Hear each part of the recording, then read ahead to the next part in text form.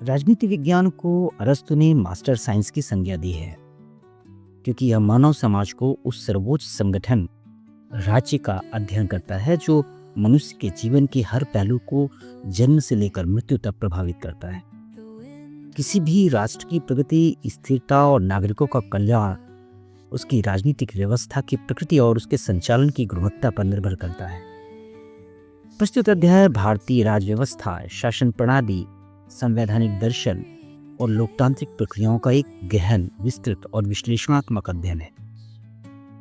यह दस्तावेज मात्र तथ्यों का संकलन नहीं है, बल्कि यह राज्य व्यवस्था के सैद्धांतिक और व्यवहारिक पक्षों को एक सूत्र में पिरोने का प्रयास है।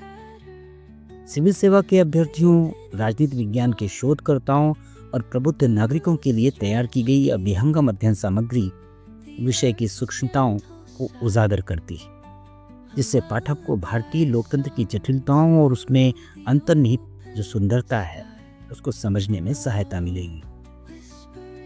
इस अध्याय को तैयार करने में व्यापक शोध सामग्री का उपयोग किया गया है, जिसमें संवैधानिक प्रावधान, उच्चतम न्यायालय के ऐतिहासिक निर्णय, विधि आयोग की रिपोर्ट और अंतर्राष्ट्रीय राजनीतिक सिद्धांत शामिल है। इसका उद्देश्य विषय को इतनी समग्रता से प्रस्तुत करना है कि किसी पूरक प्रश्न की कोई गुंजाइश न रह जाए।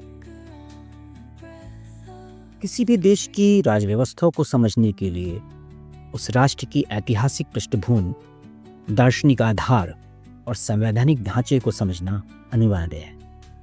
भारतीय राज्य व्यवस्था केवल अनुच्छेदों का संग्रह नहीं, बल्कि यह एक जीवित दस्तावेज, दैट इज लिविंग डॉक्यूमेंट है, जो 1 अरब से अधिक लोगों की आकांक्षाओं, संघर्षों और मूल्यों को समाहित करता है। भारत की राजनीतिक यात्रा सिंधु घाटी सभ्यता के नगरीय नियोजन से लेकर वैदिक सभा समितियों, मौर्य साम्राज्य के केंद्रीकृत प्रशासन, मुगलों की राजस्व प्रणालियों और ब्रिटिश औपनिवेशिक शासन के संस्थागत ढांचों से होते हुए आधुनिक लोकतांत्रिक गणराज्य तक पहुंची है।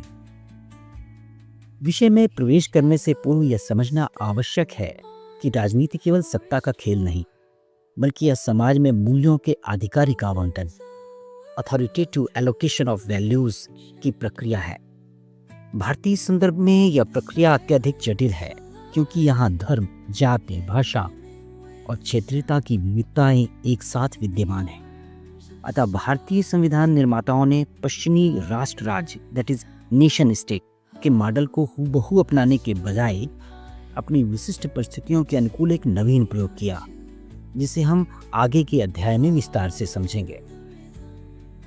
हम देखेंगे प्रमुख राजनीतिक, संवैधानिक एवं शासन संबंधी तकनीकी शब्दों को।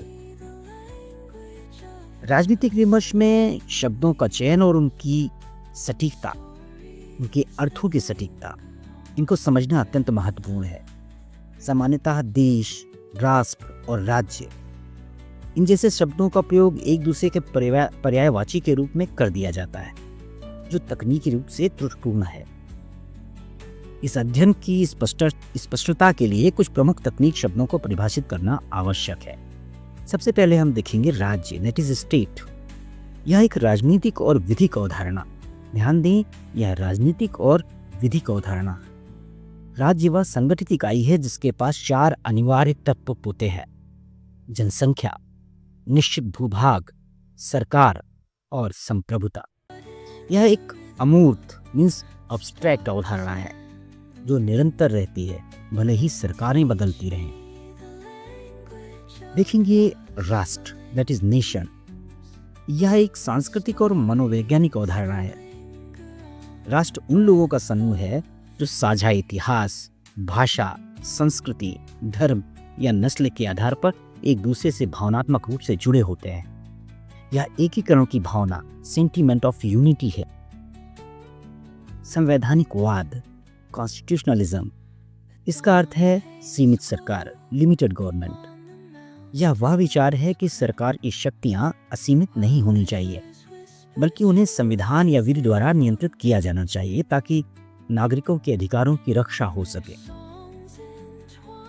संप्रभुता, सॉवरेनिटी, यह राज प्राण तत्व है। इसका अर्थ है राज्य की वह सर्वोच्च शक्ति जिसके द्वारा वह अपने आंतरिक व बाह्य मामलों में पूर्णतः स्वतंत्र होता है और किसी भी विदेशी सत्ता के अधीन नहीं है। अगला टर्म है जेरीमैंडरिंग। जेरीमैंडरिंग या चुनावी सीमाओं के पुनर्निर्धारण की एक ऐसी प्रक्रिया है जिसमें सत्ताधारी दल सीमाओं को इस तरह से तोड़ता मरोड़ता है कि उसे अनुचित चुनावी लाभ मिले। यह लोकतंत्र के लिए एक विकृति मानी जाती है। आगे हम देखेंगे इस अध्याय के परिचय एवं इसके उद्देश्य को। इस विस्तृत अध्याय का मुख्य उद्देश्य भारतीय संविधान और राज्य व्यवस्था के केवल संरचनात्मक ढांचे स्ट्रक्चरल फ्रेमवर्क का वर्णन करना नहीं है, बल्कि इसके दार्शनिक, फिलोसॉफिकल और व्यवहारिक प्रैग्मेटिक आयामों का विश्लेषण करना है। हम यह समझने का प्रयास करेंगे कि भारत ने राष्ट्र राज्य दैट इज नेशन स्टेट के बजाय राज्य राष्ट्र स्टेट नेशन के मॉडल को क्यों अपनाया और कैसे भारतीय लोकतंत्र ने विविधता को एक कमजोरी न मानकर शक्ति के रूप में स्थापित किया। साथ ही हम शासन की आधुनिक चुनौतियों जैसे पेड न्यूज, न्यायिक अतिसक्रियता और गठबंधन की राजनीति का भी मूल्यांकन करेंगे। यह अध्ययन पाठक को भारतीय राजनीति के अंतर्निहित सिद्धांतों और उनके व्यावहारिक अनुप्रयोगों के बीच की खाई को पाटने में सक्षम बनाएगा। यह हमारा विहंगम अध्ययन, इसकी पहली खंड की यह समाप्ति है। दूसरे खंड में हम देखेंगे राज्य, राष्ट्र एवं संविधान की मूल अवधारणाएं। बने रहिए एक शानदार राज्य व्यवस्था के सफर में चलने के लिए। धन्यवाद।